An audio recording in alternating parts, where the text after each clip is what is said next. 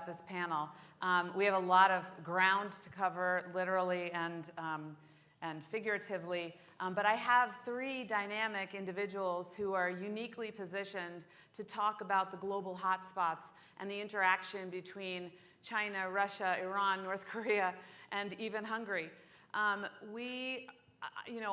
somebody who, I'm a foreign policy wonk. I'm often asked to give talks to people about geopolitics, and for the first time this year, I found myself starting these talks saying, we are the closest we have ever been to World War III in our history since the end of the Cold War, certainly since the Cuban Missile Crisis.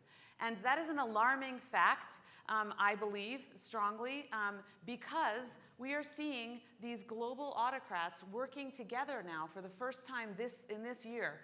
We're seeing, at least in the last 12 months or so, we are seeing China, Russia, North Korea, Iran working in a concerted effort, stoking conflict, creating conflict, challenging the democracies of the world.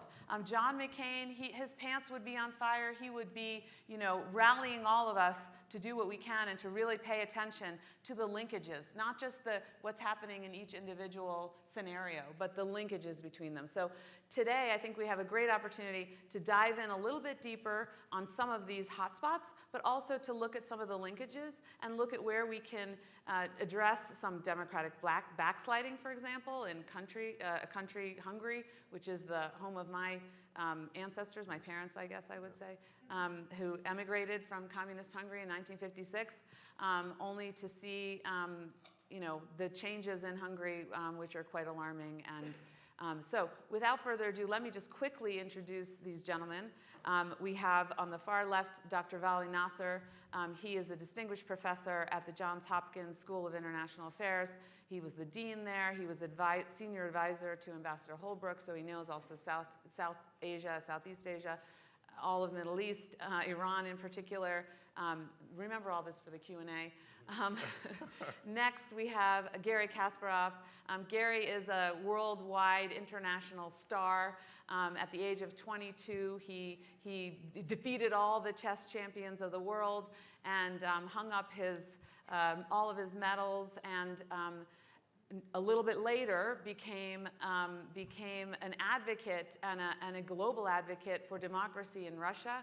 But frankly, he's also an advocate for democracy in Ukraine. He understands what is at stake here. He's also a man who speaks very bluntly, and you should follow him on Twitter. That's how I became, I think, one of his biggest fans, at least in my own mind. Next, we have Ambassador David Pressman. He is a longtime friend of the McCain community family. He worked with Senator McCain all the way back from when he was a child working for, not a child, but a young man, working for Secretary Clinton. He's held a number of ambassadorships, including representing us to the United Nations, worked on human rights at a very high level as well. He's currently our ambassador in Budapest, Hungary, which is a really difficult assignment because Hungary is nominally on paper an ally.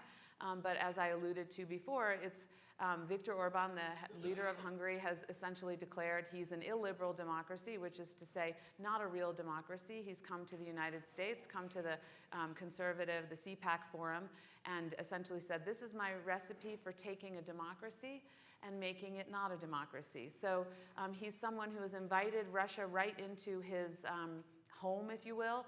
He has made lots of deals, not only with Vladimir Putin, but also with the Chinese government.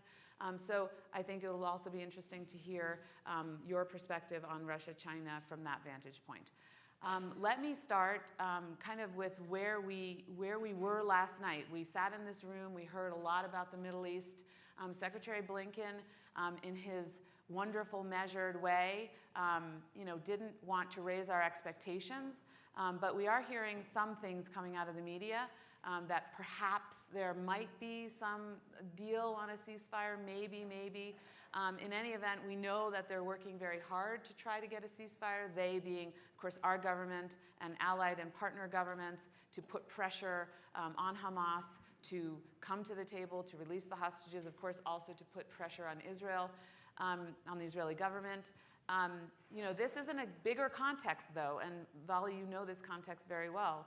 It's a dynamic in the Middle East that's shifting, but alarmingly so lately. So for those who haven't paid attention, Iran is pretty much a nuclear state. I mean, all they have to do is, I think they need a week to do some more enriching. Now, they don't have a lot of weapons, so it's not like they can launch an all-out assault. But we saw that even with their conventional weaponry, they can, and the secretary was pretty blunt last night, that wasn't some sort of demonstration attack on Israel, that was a real attack. The United States and Israel and other allies in the region came to the defense of Israel, but that was not a laughing matter, and that was really a red line that was crossed. Now, because it didn't succeed, it is interesting, how does that affect the perception of Iran? I know that General Frank McKenzie, who was responsible for the U.S. Central Command, he was commenting that, well, Iran doesn't have a lot of conventional weapons, so perhaps they are weaker militarily now. But the question is, of course, also political. So, Vali, can you talk to us a little bit about the Israel-Iran dynamic and who's up, who's down, who's weak? How can the U.S. influence all of this? And then bring us to the ceasefire, if you will. Sure, thank you. First of all, thanks for having me here. It's wonderful to be at this forum. Let me sort of, if you don't mind, reverse it. Listening to Secretary Blinken last night, it was heartening for him to see that he's made so much progress and that we are close to a ceasefire. It's very important, and it looks like it is actually the real focus of American foreign policy with the Middle East. I would say the important thing to note is that a ceasefire is not an end point. It's a beginning. It's only the beginning of a Middle East policy that the United States needs, and it's important for our own internal discourse to think of it this way, because after October 7th, essentially there has been a total strategic reset in the Middle East. As what was true before, it's no longer true now. And I would put four things on the table for us to think about, and that goes to your question. So one is that it's very clear that the Palestinian issue is back in a big way after a decade of being silent, and it's no longer a Middle East issue alone. It's now a global South issue, and it's even a domestic American politics issue. And a ceasefire is not going to end that.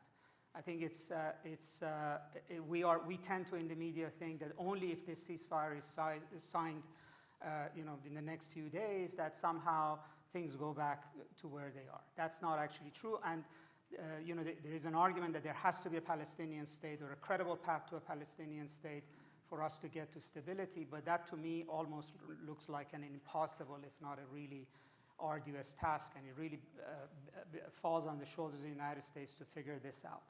Secondly, probably the most important casualties of October 7th was Israel's deterrence in the region and the sense of security that the Israeli public felt behind the Iron Dome, the wall, the power that they felt that existed in them. And their sense of themselves, their relationship with the Arab world was all decided by that. That has been shattered.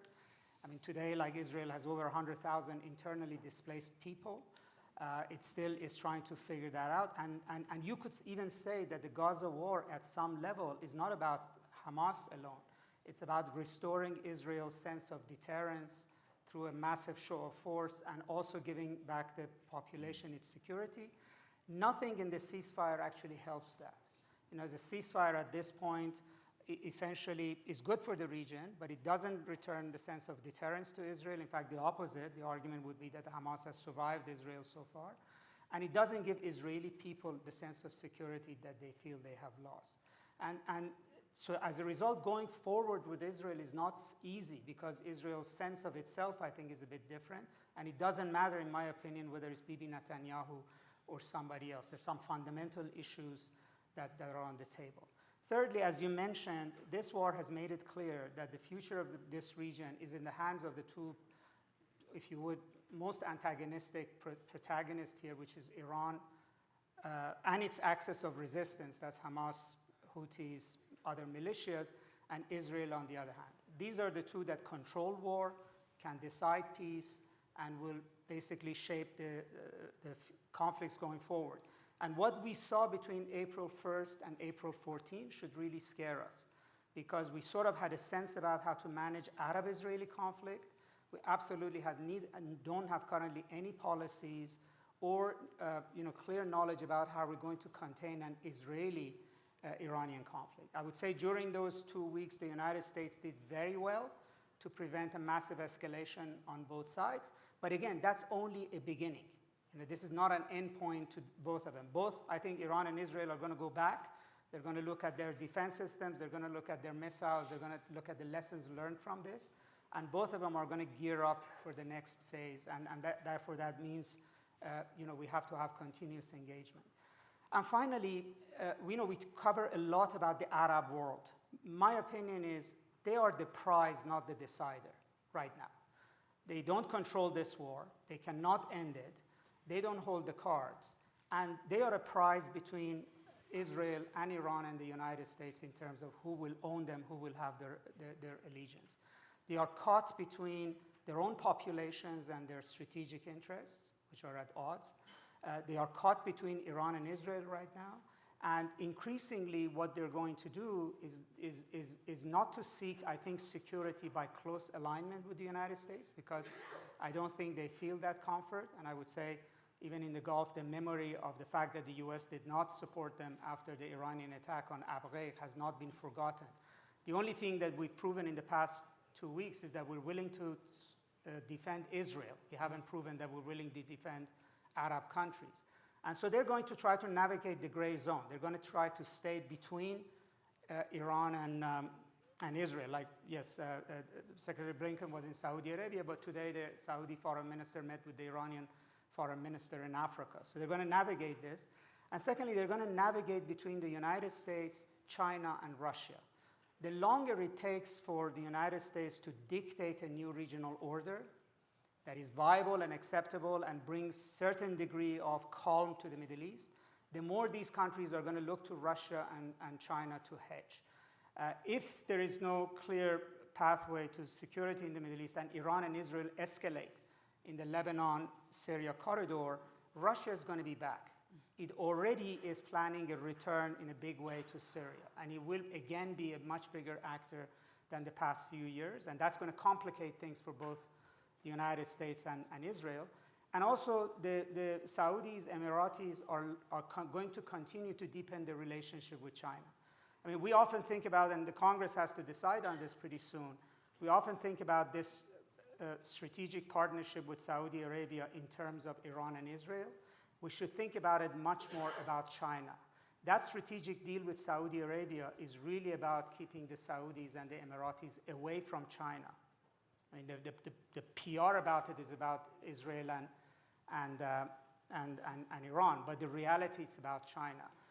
And so my sense is that we're pivoting back to, if we want to manage this region, if we don't want a war that we can't handle, we have to pivot back to this region, not so much militarily, but in a major diplomatic way, and use this ceasefire, if we get there, really as a stepping stone to what comes next. And we so far have had no debate about where do we go after the ceasefire. Yeah.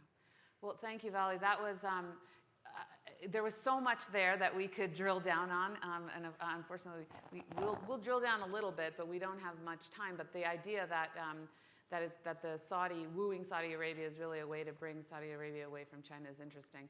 For those who want to read more, there's a Foreign Affairs article that Vali put out earlier this year that contains some of this as well. Garry, I want to turn to you now. We've heard Vali mention Russia's active engagement in Syria. I was in the Pentagon when they entered in a bigger way into Syria in 2015. He mentioned withdrawal. They withdrew some substantial forces because of the war, the renewed offensive that they launched against Ukraine 2 years ago. Can you talk about Russia's role globally? Obviously focusing really more on how this will play out. Putin, he's in danger of overreach. When I was in Ukraine 3 or 4 weeks ago, as I mentioned, the Ukrainians effectively believe that there'll be an offensive coming from Russia, and they, I think, hope that Putin will somehow overreach. So I wonder if you could just talk to us a little bit about, and there are a lot of questions I would like to ask you, but talk to us a little bit about how you see all of this playing out for Putin and his aggressive foreign policy, and then later maybe I want to draw you out a little bit about the future of Russia. This morning we heard a wake-up call from Ukrainian Foreign Minister Dmitry Kuleba. That was quite a contradiction to some self-congratulating statements we heard from this stage last night. We are at war now, and Mr. Kuleba said that NATO is always one step behind Russia. Not one step, 2 wars behind. You're talking about World War III? Putin's already at World War IV. And it's not I'm saying it, he has been saying it. They believe the Cold War was World War III, they lost. Now they're trying to take the revenge. Putin's propaganda made it very clear that the war in Ukraine is a war against NATO, against America. Ukraine is just a puppet. One target that they have to hit before they win this war. They know they're weaker economically, militarily, they have political will. America doesn't. Europe looks weak, divided. And this is a real war. And I'm sure Senator McCain will be in agreement, that you don't negotiate with cancer, you cut it off. Putin is not making secret of his plans. It's quite a paradox. The dictators always lie about what they have done, but very often they tell us exactly what they're going to do. Mein Kampf was published in 1925. It was a blueprint. Nobody believed Hitler. He was a nobody. I mean, he was the head of the tiny nationalistic party in Germany. Vladimir Putin made his statements being in Kremlin. When in 2005 he said the collapse of the Soviet Union was the greatest geopolitical catastrophe of the 20th century, you had to believe him. In 2007, looking straight in the eyes of the leaders of the free world in Munich, he said, back to 1997 borders. Nobody paid attention.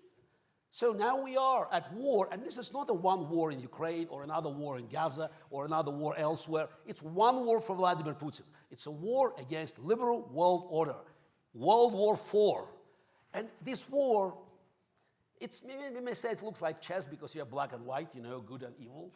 But it's unlike chess, there is no draw. You cannot tie. It's either we win or we lose. And last night, I didn't hear words, simple 3 words, which the Europe and Ukrainians are dying to hear from American leadership. Ukraine must win. Not this ambiguous, we stay with Ukraine as long as it takes. Takes what? To make a deal with Russia? I heard yesterday about making deals. How can we negotiate with China? How can we negotiate with Hamas? You cannot negotiate because their policies are about elimination of their targets. Vladimir Putin made it very clear. His goal in this war to destroy Ukraine, eliminate Ukrainian nation. It's not I'm saying it, he has been saying it. It's on Russian television 24/7. This morning they announced Vladimir Zelensky, a criminal. By the way, I'm very happy to hear that because I'm in good company. I'm also a criminal on the same terrorist charges as Vladimir Zelensky. I was also arrested a few days ago on absentia in Russia. That's what they believe they can accomplish. Secretary Blinken said, if war won, how can you say that? 200,000 Ukrainians dead. Half of the country is demolished. No, they're not winning the war. Putin believes he's winning the war. To make things worse, most of Russians, most of my competitors believe Putin's winning the war because they look at the map. And the map shows that Putin's winning. Again, it's not a war against Ukraine. It's a war against the free world. And since Putin controls 20% of territory and he's preparing new advance, he's winning. We live in a world of self-denial. How come that North Korea gave more shells to Russia than Germany? Oh, we can celebrate that the GDP of free world is 25-1 against Russia, North Korea, Iran. Yes, but how come that Ukraine is outgunned 12-1 on the battlefield? Because Putin is at war, we are not. Everything you hear from NATO, we should avoid escalation, we should avoid war. We are at war already. And we want to negotiate, that's a problem. You cannot negotiate with Putin. Only capitulate. Either Ukraine wins or we all lose. And by the way, they keep testing us. A few days ago, did you notice? They jammed GPS signals for planes. Estonia and Finland, NATO countries have been affected. I mean, with Senator McCain in the office, in Oval Office, that will be already a declaration of war. Today, silence. We're afraid of escalation. Escalation is imminent if we show weakness. Same about this. Ceasefire with Hamas? Okay, it's a ceasefire means that we can buy time because we have to eradicate this evil there. Iranian official policy is elimination of the state of Israel. It's official, it's not me. It's there, it's written in the documents. By the way, who remembers? What was the official goal of Palestinian Liberation Organization, which was created under KGB umbrella in 1964? 3 years before 6 Days War. Number one state, elimination of the state of Israel. That was in 1993, Arafat signed the paper. And by the way, today, it's 30 years ago, Yasser Arafat and Yitzhak Rabin signed the first document following the Oslo Accord, establishing self-rule in Gaza Strip and in Jericho. Israel followed after the letter of this agreement. 5 years later, Israeli troops were removed from these regions. What was required from the other side is to stop propaganda that aimed at the very existence of the state of Israel. They failed. It's still there. There's no negotiation if one side wants to kill you. How can you negotiate with Putin if Putin wants to destroy Ukraine? How can you negotiate with Hamas or even with so-called moderate factions there if they want to destroy the state of Israel? And the fact is that we're at war. Look around here. So look at American universities. Wall Street Journal reported they have been training for months, these so-called activists. It's this, October 7 was a part of the global war on us. And hopefully we have this wake-up call and don't expect to negotiate with them. The only language they understand is strength, it's force. And this is a war, we either win or we lose. And just, I always remind people, in 1943, in January, in Casablanca, two great leaders of the free world, Franklin Delano Roosevelt and Winston Churchill, talked about the only one end of the war, which had unconditional surrender. And don't tell me that in January 1943, Germany, Japan, and Italy were not as formidable as Putin today. The German troops were still standing on the banks of Volga. The Battle of Stalingrad was not over. Unconditional surrender. That's how you end this war. This is the same war. World War IV, either we'll win it or we'll lose it. And I hope that we'll recognize that having GDP, military power is not enough. We need political will, which is so badly missing. I hope Senator McCain's spirit will help us and will guide us to this victory. Thank you, Garry. I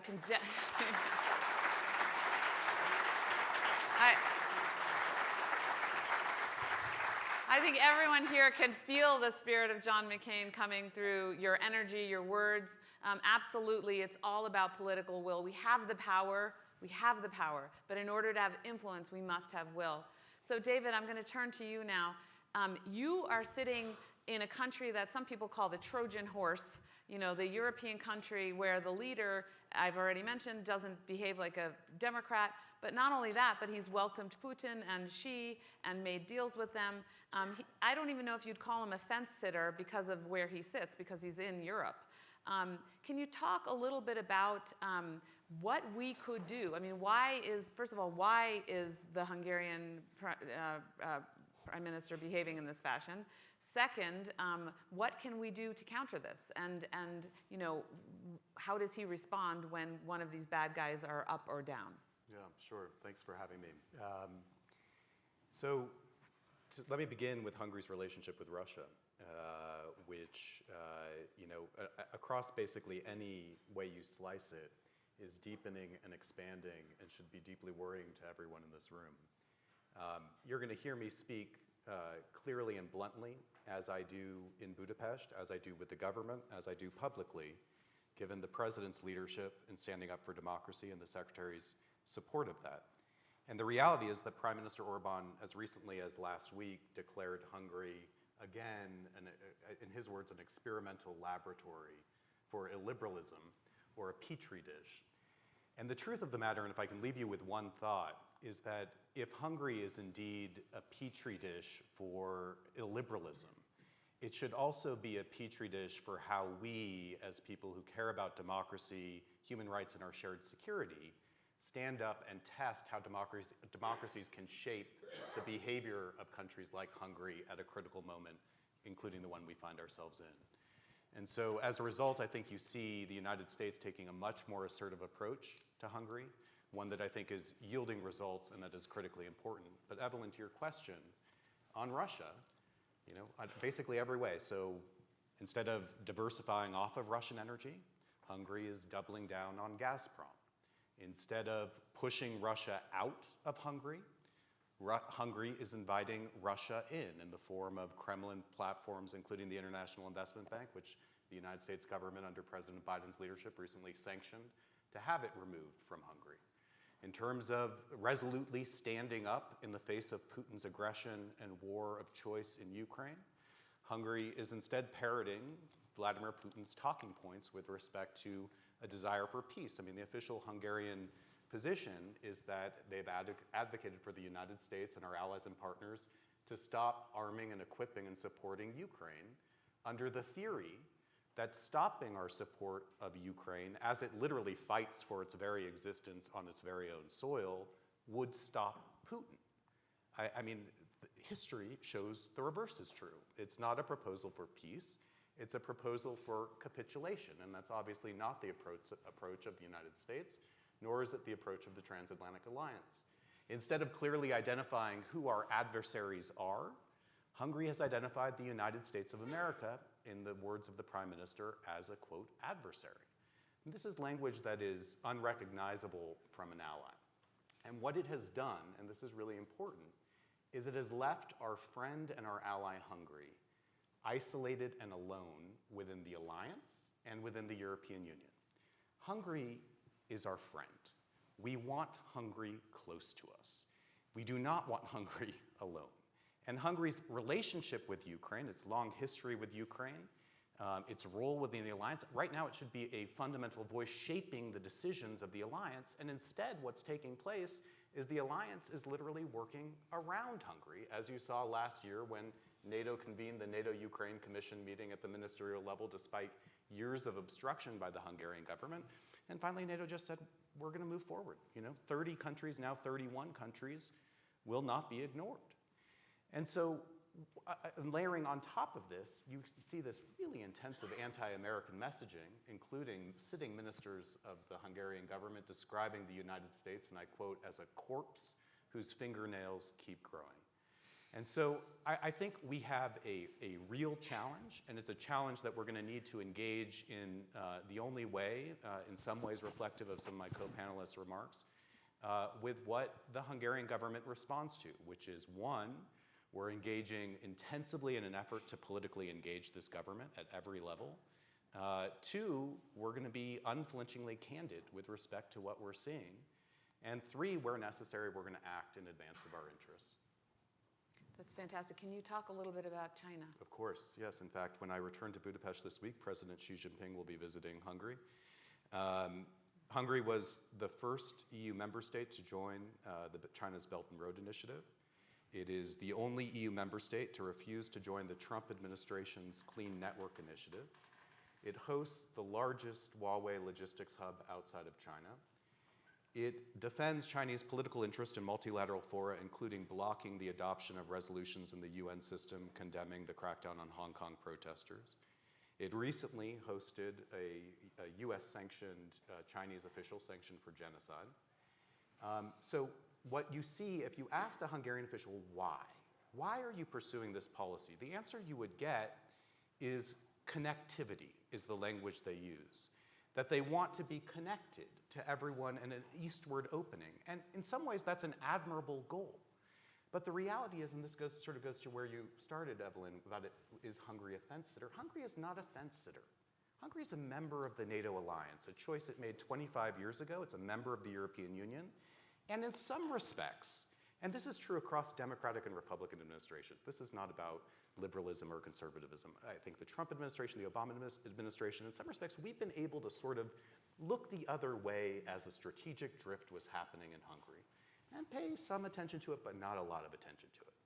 On February 22nd of 2020, on February 24th of 2022, that changed because we came to a point where Hungary's strategic drift was dramatically affecting core national security interests of the United States of America. I mean, at one point this year, we had Hungary, literally at the same time, blocking in two fora two of the most pressing strategic interests of the United States. One, the expansion of NATO with respect to Sweden's membership in NATO, and two, in the EU with respect to EU funding for Ukraine and Ukraine's EU accession at the same time.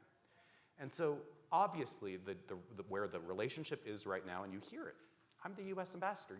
It's rare that you hear us speak this way about an ally. But what you're hearing is a reflection of the reality with which we're seeing. And what I always tell the Hungarian government, and certainly the Hungarian people, is the clarity with which we're speaking is an outstretched hand. This is not a country we are trying to push away. This is a country we are trying to pull closer together. But candidly, the geniality, the subtlety, the indirect nature of diplomacy generally does not work with governments like Hungary. And perhaps, I would suggest, maybe doesn't work with those who are following in that prototypical example elsewhere. And instead, they require an assertiveness, a clarity, and a readiness to act. And I think that's where we are with respect to our relationship with Hungary. And I'm optimistic, candidly, because Hungary is a beautiful, beautiful country with incredible people. And I don't want that to get lost in what is a pretty bleak description. But it is also sitting at a really important struggle. And I think if Senator McCain saw this very early, actually, he was pretty outspoken early on, as he often was. He probably saw KGB in Viktor Orban's eyes. But it's important, and I hope that everyone here, regardless of where you sit on the political spectrum, just bear in mind this is not about liberalism, this is not about conservatism, this is about small d democracy, and we all have something to do about it. Thank you, David.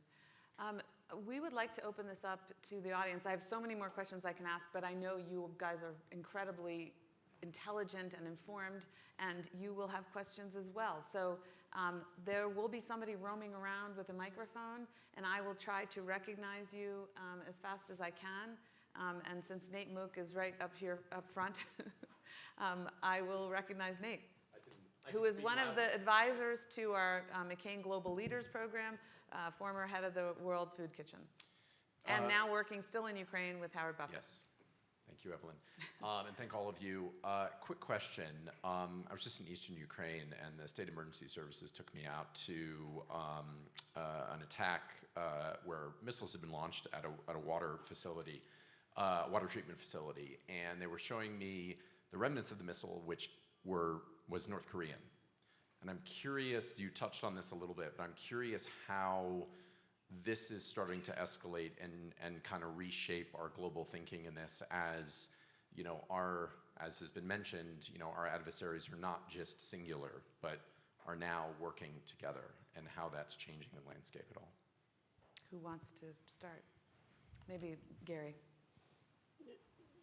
It's an open secret. They have been cooperating, and Iran has been making a lot of progress working with Russia.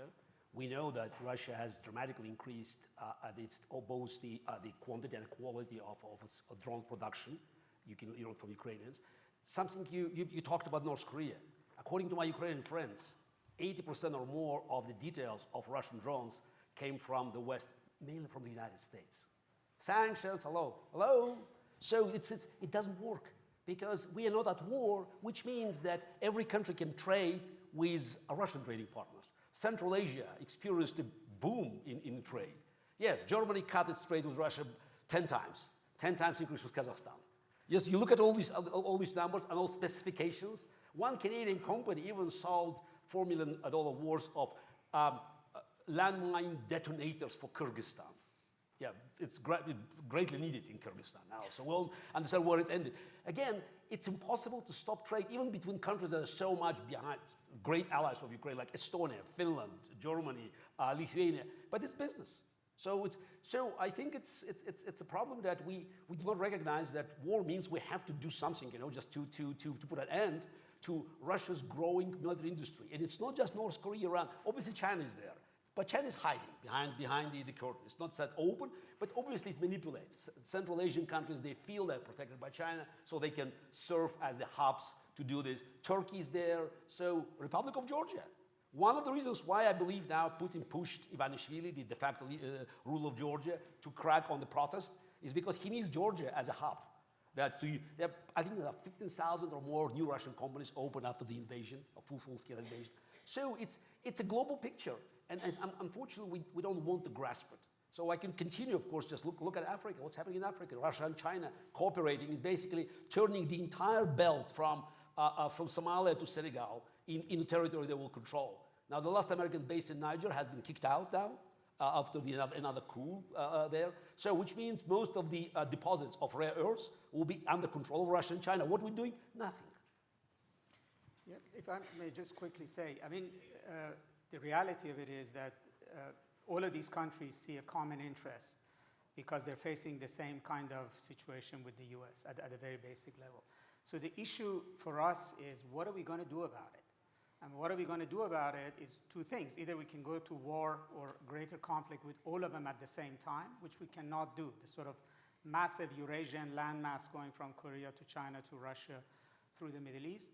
Or we have to find a way to separate them out, right? What is the low-hanging fruit? What kind of policy do we need to follow to sort of create fissures between them? And that's sort of a Kissingerian way when he approached the China-Russia issue, Russia-Soviet Union issue. That, you know, they're both communists, they're both anti-American, but because they're fighting against one another, there's a way to separate them out. That sort of a nimbleness is necessary, because the reality is what Gary's saying. You know, honestly, you look at our capabilities, we cannot go to a higher level of conflict with China, Russia, Iran, North Korea, all at the same time. We're going to fail them, right? So we have to take bite-sized pieces out of this, and we have to prioritize. What's the priority here? Which conflict really matters most to us right now? If it's Ukraine, then we have to find a way to basically create fissures between China, Iran, and Russia. If it's Iran, then we have to basically find a way to do that. And this is the reality. This is the reality, is that as we prosecute this it could be a multi-generation conflict with these adversaries, that we have to find a way to manage and progress at the same time. Thank you. In the back of the room, please introduce yourself, because I can't see that well that far back. My name's Nat Rothschild, and I have a question for Garry. The one thing I learnt from what you said just now is that Putin thinks he's winning. The Russian people think they are winning. They think they're doing very well in this special military operation, as they call it. So, what is our end game? This is the sort of the question I find so interesting and difficult to answer. How do we think about our end game as the West? Because the Russians, it doesn't look like they want to negotiate, and I think your point is exactly right. There's no will to negotiate because Putin, at the end of the day, is a domestically facing politician, and he has used this war to stamp out any dissent, arresting people, killing people. So what should our end game be as, broadly speaking, the West? Thank you. Why I agree with this assessment that, you can't fight everybody, but you have to pick up the most important one, which is Ukraine. That's where we can win. When I say we, I also include myself and many of my compatriots, millions of us that would like to openly fight on the side of Ukraine. But before it happens, we need these goals to be clearly announced. It's Ukraine must win, Russia must be defeated. Actually, Russian empire must be defeated. It's one of the key outcomes of the war, we believe, should be the end of the last empire on earth, which is Russian empire. It must be the last war of Russian empire. If Russian history offers us any guidance, nothing ever happened in my country for hundreds of years when Russia was winning. Not necessarily winning on the battlefield, psychologically winning. But to the contrary, every defeat, military defeat, led to the dramatic changes in Russia. Back to the middle of the 19th century, where the defeat in the First Crimean War against Britain, France, and Turkey led to the abolishment of serfdom and greatest liberal reforms under Alexander II. Russo-Japanese War, the defeat, led to the establishment of constitutional monarchy. The stalemate of World War I led to the collapse of the Romanov Empire and, unfortunately, the Bolsheviks take over. The loss of the Cold War and the retreat from Afghanistan, 1989, so led to the collapse of the Soviet Union. The only way for us to end this war, not to have a ceasefire as a temporary truce, to end this war is for Ukraine to be liberated. And we need Ukrainian flag raised in Sevastopol to kill the imperial virus, which is still sitting deep in the minds of my compatriots. It's the only way. The war will not end until regime changes. The only way to change the regime, help Ukraine winning. We can do that. Again, there's so many weapons around. It's as long as we recognize it's a war, America alone can supply Ukraine with all the weapons. By the way, ironically, built for one purpose, to fight Russians. Today, we have people willing to fight and to beat the enemy of the United States and the free world by using these weapons, and we're still calculating. $1 billion here, $1 billion there. It's amazing. So again, we don't have strategy. Same with Iran, by the way. The war in the Middle East will not end before the regime change in Iran, but you start with Moscow. This is the most vulnerable.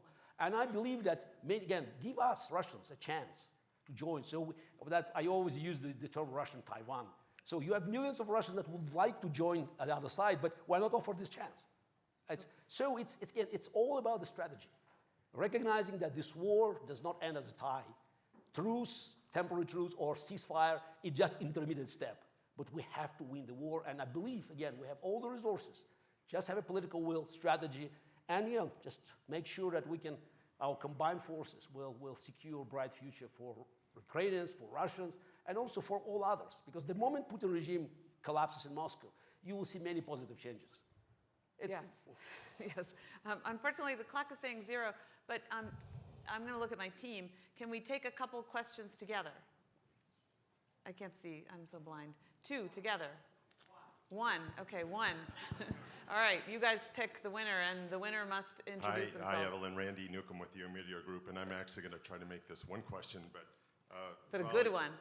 Vali, I'm curious about your observations about our relationship with the Qataris, who also host those that we contest various places around the world. And David, really quickly, if you might just address the attraction to illiberalism in the U.S. that seems to be growing among many members of the Republican Party. Thank you, Randy. So very, very quickly, I would say it goes to that gray area that I mentioned. In other words, countries are sort of assessing where their security and interests are, and they are with us, but they also follow other strategies. And it's also important to note that the Qataris hosted the Taliban for a very long time, and they're still there. And the end of the war in Afghanistan, even under both President Trump and President Biden, would not have happened without the Qataris providing that space. And similarly, at least the first ceasefire that released, I think, 30 Israelis, et cetera, was also managed by the Qataris. So this actually cuts both ways. But I understand that it also runs against the grain of what we would like to see. And Randy, thanks for the question. I'm going to answer the question in a specific way, which is I don't do politics as the U.S. ambassador to Hungary, and that's something that's very shocking to the Hungarian government and because everything is so politicized. Everything is politicized. At the State Department, we don't do politics. What I will say, though, with respect to your question, is I wouldn't overstate the partisan nature of the relationship. The Hungarian government is clearly pursuing a strategy to partisanize its relationship with the United States, which is a dangerous strategy for any government, let alone an ally, to pursue. At the same time, I've been privileged to host some of the most conservative members of the United States Congress in Budapest. And when I listen to them engage the Hungarian government on the same issues we're talking about today, they are equally as strong, equally as concerned. And so while there are pockets of the political community in the United States for sure who take a different perspective, within the national security and foreign policy establishment that's working on these issues, I think there is a surprising amount of bipartisanship with respect to concern with what we're seeing in Hungary. Well, I don't know about you guys, but I could sit here for another half an hour with these gentlemen.